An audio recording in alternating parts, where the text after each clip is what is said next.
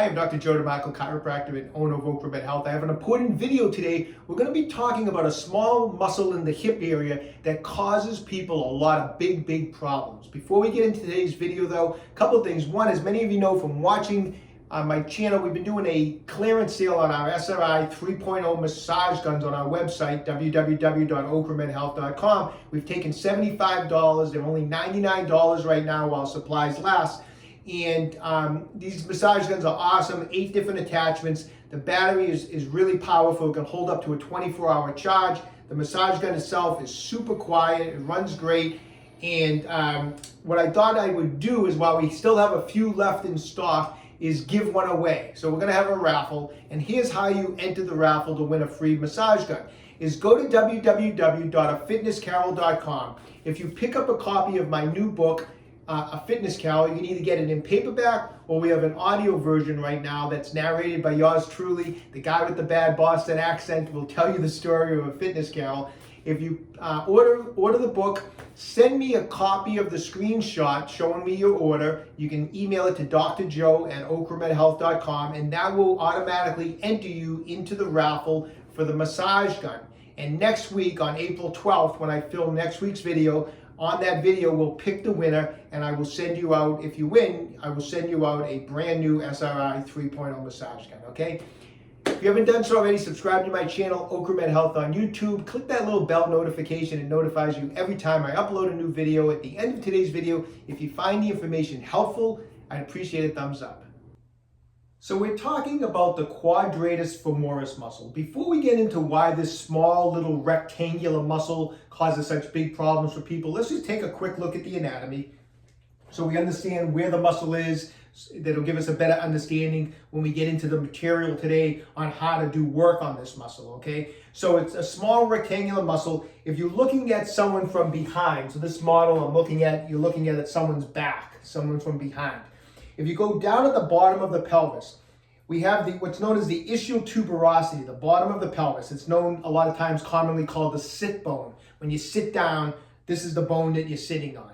All right, so the muscle, the quadratus femoris, originates off the lateral aspect of that ischial tuberosity and then inserts into what's known as the quadrate tubercle, which is basically in between the lesser and greater trochanter of the upper femur, okay? The nerve supply for the quadratus femoris comes from what's called the nerve to the quadratus femoris, right? Original name. It's a nerve to the quadratus femoris, but it's basically coming from the sacral plexus, like L5, S1 nerve roots. And a couple important things about the quadratus femoris. One is the sciatic nerve, which most people are very familiar with, actually passes right over the quadratus femoris. When the muscle contracts, the main function, it's one of 6 primary hip external rotators. So when this muscle contracts, it externally rotates the hip. So that means that the muscle will pull the hip in this direction, externally rotating the hip like that. It also plays a small part and helps with what we call adduction. It brings the leg towards the midline, all right? So that's the basic anatomy. Let's talk a little bit about what goes on with this muscle and why it's causing us so much trouble. Now, I should mention the quadratus femoris, besides being one of the external rotators of the hip, and as I mentioned, also helps to adduct the leg, bring the leg into the midline. It's also a stabilizer of the hip because of its location. So it helps keep that ball and socket joint in position. And muscles that are stabilizing muscles tend to be under more wear and tear day after day because they're working more than muscles that aren't stabilizing muscles, okay? So what happens a lot of times is these muscles will break down over time. And when they break down, they start forming scar tissue, or what we call a lot of times fascial adhesion. So if a normal muscle, if we can demonstrate it with this band, the quadratus femoris, for example, should have this nice stretchy quality to it. And, as we contract it, the hip externally rotates. And then when we turn the hip into internal rotation, the muscle lengthens and you stretch it. Now, as you build up fascial adhesions, you can think of it as having knots in the muscles that we demonstrate here. There's going to be less elasticity to the muscle. So you're going to start to get tugging and pulling. Now, when muscles do not stretch, Where does the tugging and pulling take place? It usually takes place at the tendon attachments on each end. And as we saw a minute ago, the quadratus femoris has a tendon attachment to the upper femur, and it has a tendon attachment to the ischial tuberosity. So when the muscle builds up adhesions and it starts tugging and pulling, those are the tender spots a lot of times. You start getting the tenderness back in here. And that's why this muscle and this problem with this muscle gets misdiagnosed a lot of times. It's not a popular muscle. Do you ever hear really people talk about the quadratus femoris? Not really a whole lot. What they talk about a lot, and this is what gets misdiagnosed, is one, the piriformis. Everyone thinks they have a piriformis problem these days. People come into my office and they already have themselves diagnosed before they come in. They tell me, oh, Dr. Joe, I have a piriformis problem. And I examine them and I will tell them, no, you don't. Sometimes they do, but people a lot of times these days think they have a piriformis issue a lot of times. And what happens is, because the piriformis is in that general area, it's up higher than the quadratus femoris, but it's in that general area. It can also be an external rotator of the hip, and it can have, when that muscle when piriformis muscle has its own fascial adhesions, it can cause this tenderness in a general area, the same general area. People will think they have a piriformis problem, and when you get in there and you check it out, the piriformis muscle might be fine. It's the quadratus femoris where the issue is. So a lot of times it's misdiagnosed as a piriformis issue. The other problem that gets misdiagnosed for this quadratus femoris is an upper hamstring injury. Now don't forget, all three hamstring muscles come up and attach to the ischial tuberosity. That's where the tendon is for those hamstring muscles. But the quadratus femoris is also attached into that ischial tuberosity too. So a lot of times people have that upper that ischial tuberosity discomfort way up high, and people a lot of times think it is a upper hamstring problem, inflammation in the hamstring tendon, and it's not. It can be the quadratus femoris, and that's why a lot of times people can't get rid of that soreness in that ischial tuberosity. They're working on the hamstrings thinking it's a hamstring problem, never doing any work on the quadratus femoris. Problem never goes away, okay? So that's basically the two big misdiagnoses for the quadratus femoris, piriformis and upper hamstring. So what I'm going to do today is I'm going to show you how to find the quadratus femoris, see if it's tight and tender, and if it is, then I'm going to show you how to do some fascial release on it to fix it. Okay, I'm going to show you a couple different techniques on how to get to the quadratus femoris muscle.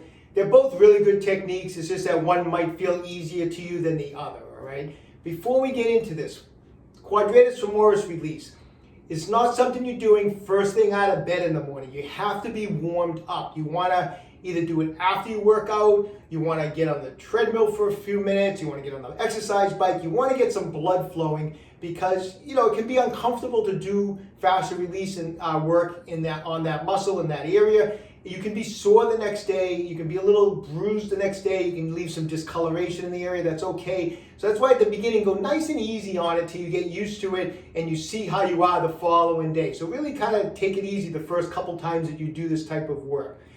Other thing, and this is why we take the time to go over the anatomy, is you need to understand and have a visual of what you're working on. You're working on a small rectangular muscle. So what does that mean? That means that taking a foam roller with this huge circumference of a foam roller is not going to work. There's no way you're fitting that foam roller between the ischial tuberosity and the head of the femur. It's not going to fit. So it's the same thing with the piriformis muscle. It's way too big.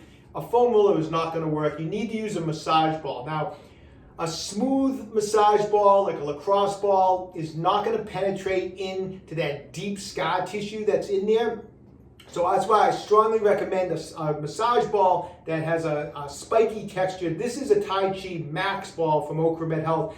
I like this size ball to work the quadratus femoris. However, if you're a smaller individual, we do have some smaller sizes of these Tai Chi balls, so maybe a smaller size might work better for you. When I'm working quadratus femoris, this is the size that I use, the max size, okay? The spikes of these balls, when you use this properly, is going to get deep into the fascial adhesions, into that scar tissue, and help break it up much more efficiently than anything else that you can use, okay? So a couple things, let's first find it. Let's see if that muscle is tender and sore, to see if that is the problem area. That's going to help tell us whether it's the quadratus femoris or and not the piriformis and not the hamstring muscle. So first technique we're going to do on our stomach.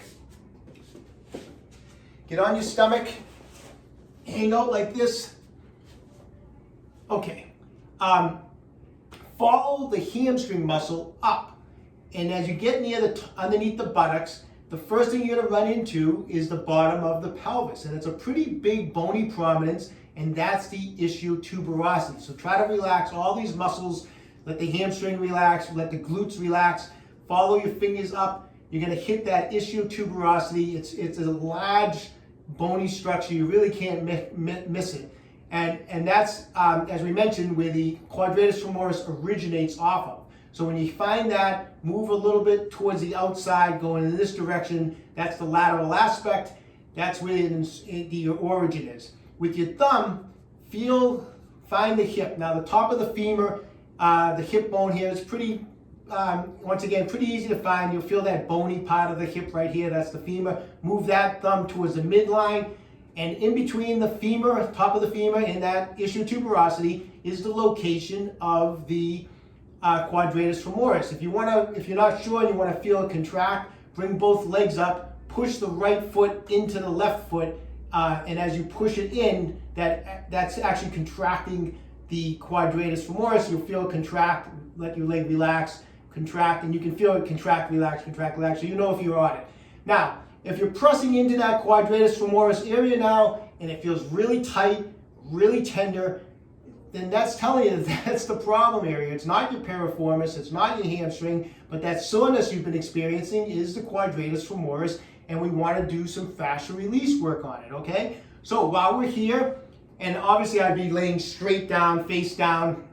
I'm turned to talk to the camera, obviously, but what we're going to do is take that Tai Chi ball, press it into the quadratus femoris with as much pressure as you can, and press in and pull it towards the midline while this foot is off to the side like this. So the foot's off to the side, I'm pressing in, I'm pushing the ball this way towards the midline. So I'm pinning the tissue down. From here, I want you to start to bring the leg this way, which is putting the hip into internal rotation, which is elongating the quadratus femoris, and just pull it off to the side as far as you can. Nice and slow and easy, but get a good stretch, internal rotation, and then bring it all the way back. Now in between, you can relax and press back in, or you can just hold constant tension. It's up to you. Sometimes it can get tiring, so you may want to relax it and then press it back in, push to the midline, and again, drop it off as far as you can, internal rotation as far as you can, and then bring it back. Press in, pull to the midline, again, drop it off, and I would do that 10 to 12 times. And then at that point, leave the leg out this way so that muscle, the quadratus femoris, is stretched out. It's in an elongated position. And now push in and go up and down on it. So we're going to do some cross friction massage, just like that. 60 to 90 seconds of just digging into that quadratus femoris and trying to break up that scar tissue with as much pressure as you can handle while the leg is dropped off to the side, all right? That's technique number one. That's a great technique. However, some people might find it uncomfortable to have the arm behind the back. Maybe they have a shoulder problem. So if that technique is uncomfortable, you can do this technique. So the second technique you're going to do is laying on your back. You can lay right on your back like this. Once again, try to relax the muscles of the hamstring, the glutes. Once again, follow the hamstrings up, find the ischial tuberosity. Move off to the lateral aspect of it. Put your thumb here, find the hip, move towards the midline. In between the hip and the ischial tuberosity, dig your fingers in. You're going to find the quadratus femoris. If you're not sure, externally rotate the hip and press it into the other leg to contract it, and you'll feel that muscle kind of contract and relax. You can press and relax, you'll feel it kind of tighten up and relax in there. Once again, is it tender? Is it tight? Is it sore? Yes, it is. Let's do some fascial release work on it now. So What I like to do for the fascial release work is come up a little bit, put the ball right on that muscle between the ischial tuberosity and the hip, and get on your arms and gauge your pressure. So in other words, I'm not going to let all my body weight come down. I'm going to kind of try to support myself a little bit, especially at the beginning. I'm not used to it. How do you know you're on it? Well, move the ball a little bit side to side. On one side, you're going to bang into the ischial tuberosity, which we don't want to be on that. That's a bony structure. You go the other way, you bang into the top of the femur. Obviously, that's going to be uncomfortable. So when you're in between the two of them, you're pretty much on the quadratus femoris. So you're pressing in like this. From this position, I'm going to take my leg from this position, which is in external rotation, and I'm going to bring it over this way and pull it into internal rotation with as much pressure as I can. If you want to add a little extra pressure, you can even put your other leg on top of it and then bring it back and let it relax. Again, bring it across. You can put that leg on top of it and again, get a release. So I'm going from a shortened position, external rotation, to I'm going to go into internal rotation. The muscle elongates. I have it pinned with the ball, so it's a pin and stretch technique. And I'm going to go back and forth 10 or 12 times, gauging my pressure. You know, eventually you'll probably be able to put just your whole body weight on the ball, but at first you may need to support yourself. Okay, so now that I've done that 10 or 12 times, leave the leg, just like the other technique, leave it in internal rotation, and let's do some cross-friction massage on it. So I'm going to leave it in internal rotation. You can leave it with the other leg on top of it, and go back and forth, cross-friction massage for 30 to 60 seconds. Either technique is awesome. Do whatever feels best for you. All right, there you have it. I hope that takes care of your quadratus femoris. You probably thought you had a piriformis problem. You thought you had an upper hamstring problem.